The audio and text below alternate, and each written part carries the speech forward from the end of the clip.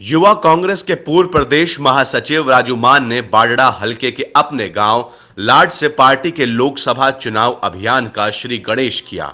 इस मौके पर ग्रामीणों को संबोधित करते हुए उन्होंने कहा कि भाजपा इनेलो के नेता कितने ही दावे करें, पर हरियाणा की जनता अब जागरूक हो गई है और उनके किसी बहकावे में आने वाली नहीं है। उन्होंने कहा कि दोनों ही दलों ने जनता को धोखा दिया है और लोग उन्हें सबक सिखाने का मन बना चुके हैं। उन्होंने कहा कि केवल कांग्रेस पार्टी ही है जो सभी वर्गों को साथ लेकर चलती है और सबके कल्याण में विश्वास रखती है।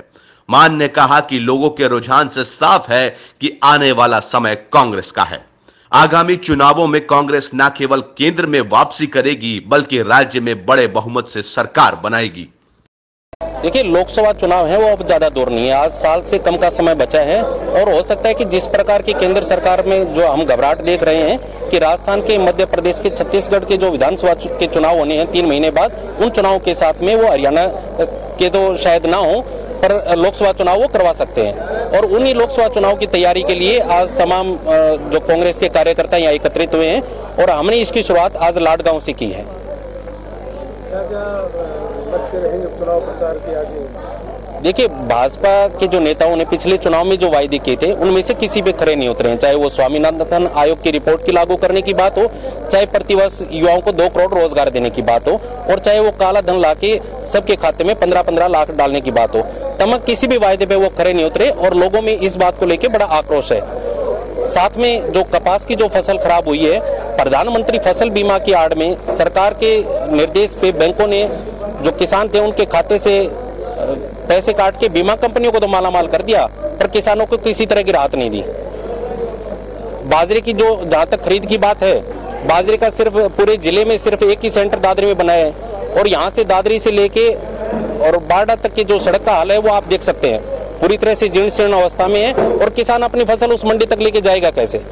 क्योंकि सरकार की मंशा किसानों को किसी तरह का कि वो किसान आगे ना बढ़ जाए इसकी तरफ है। अगर वो चाहते कि किसानों का भला हो तो उनको बाजरे की खरीद का बारडा में भी केंद्र बनाना चाहिए था। कांग्रेस पार्टी इन तमाम मुद्दों को लेकर बेहद संजीदा है, चाहे वो कपास में खराबी की बात हो, चाहे वो बाजरे की खरीद की बात हो।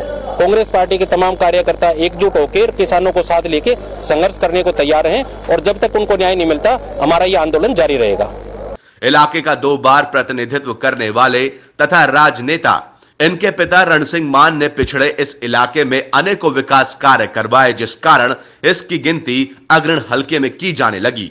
इस कड़ी को आगे बढ़ाने के उद्देश्य से लोकसभा चुनाव में राजू मान के कूदने से बाडड़ा हलके का राजनीतिक माहौल और गर्मा गया है। अब देखने वाली बात यह रहेगी कि अपने पिता को आदर्श मानकर राजनीतिक मैदान में कूदे राजू टिकट का जुगाड़ बिठाने में कामयाब हो पाते हैं या नहीं।